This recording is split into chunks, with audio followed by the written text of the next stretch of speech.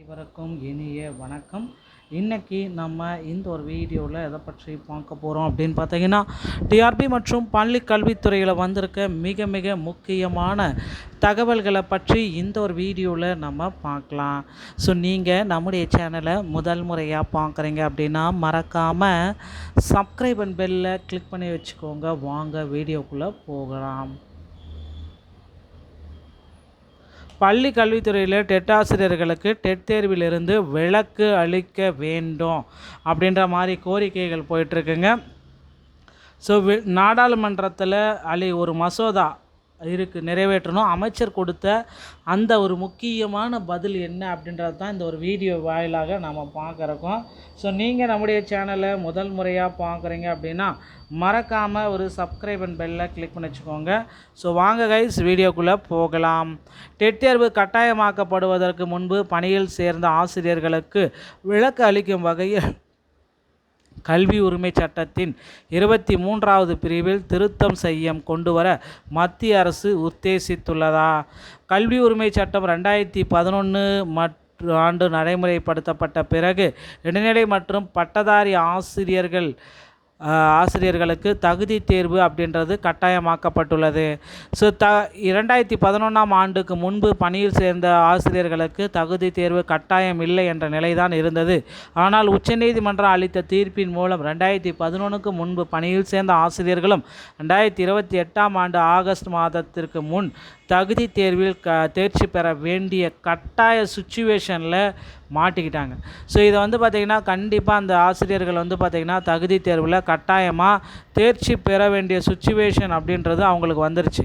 So ஆசிரியர் தகுதி தேர்விலிருந்து விலக்கு அளிக்கும் வகையில் நடப்பு ஆண்டில் நாடாளுமன்ற கூட்டத்தொடரில் சட்ட திருத்த மசோதா கொண்டு வர வேண்டும் என்பது நாடு முழுக்க ஆசிரியர் அமைப்பு கோரிக்கைகள் வளர்த்துருக்கு.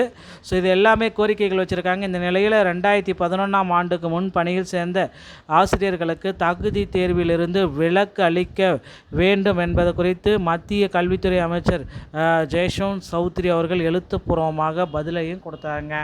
ஸோ கண்டிப்பாக பார்த்திங்கன்னா இந்த கல்வித்துறையில் டெட் தேர்வுடைய நியமன தேர்வில் தேர்ச்சி பெற்ற பட்டதாரி ஆசிரியர்கள் போராட்டத்தில் ஈடுபட்டிருக்காங்க. ஸோ அவர்களுக்கு ஒரு நல்ல செய்தியை அரசு கொடுக்கணும்.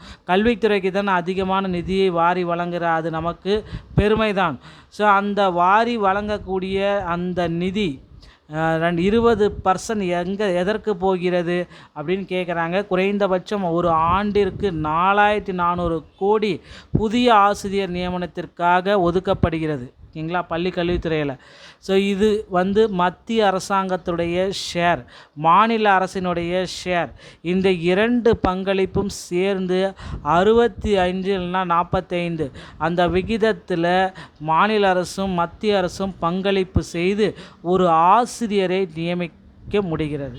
இப்படி தான் ஒரு வருடத்திற்கு ஒரு வருடம் என சொன்னால் ஒரு நிதியாண்டிற்கு ஒரு நிதியாண்டு 4400 கோடி நிதி ஒதுக்கீடு அப்படின்றது நடக்குதுங்க.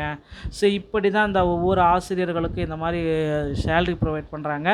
ஸோ கண்டிப்பாக இப்போ இருக்கிற டைமில் ஆசிரியர்கள் டிஆர்பியோடைய வேக்கண்ட் தான் இருக்குது. ஸோ எல்லாருக்குமே பார்த்திங்கன்னா நிறைய வேக்கண்ட் இருக்குது. 28,000 ஆசிரியர் காலி பணியிடங்கள் ஆசிரியர் தேர்வு வாரியத்தில் இருக்குது. இது எல்லாமே உடனடியாக நிரப்புங்க அப்படின்ற மாதிரி கோரிக்கைகள் வச்சுருக்காங்க. ஸோ இவர்களுடைய கோரிக்கைகள் எந்த அளவுக்கு நிரப்ப போகிறாங்க அப்படின்றத நம்ம விரைவில் எதிர்பார்க்கலாம். பள்ளி கல்வித்துறையில் மீண்டும் ஒரு நமக்கு கிடைச்ச முக்கியமான தகவல். ஸோ டெட்டில் பாஸ் மதிப்பெண்களை குறைக்கணும் அப்படின்ற மாதிரி கோரிக்கைகள் வந்திருக்கு. 60 மார்க் எடுத்தால் டெட்டில் பாஸ் மதிப்பெண்களை குறைக்குவாங்களா இல்லையான்றதை நம்ம விரைவில் எதிர்பார்க்கலாம்.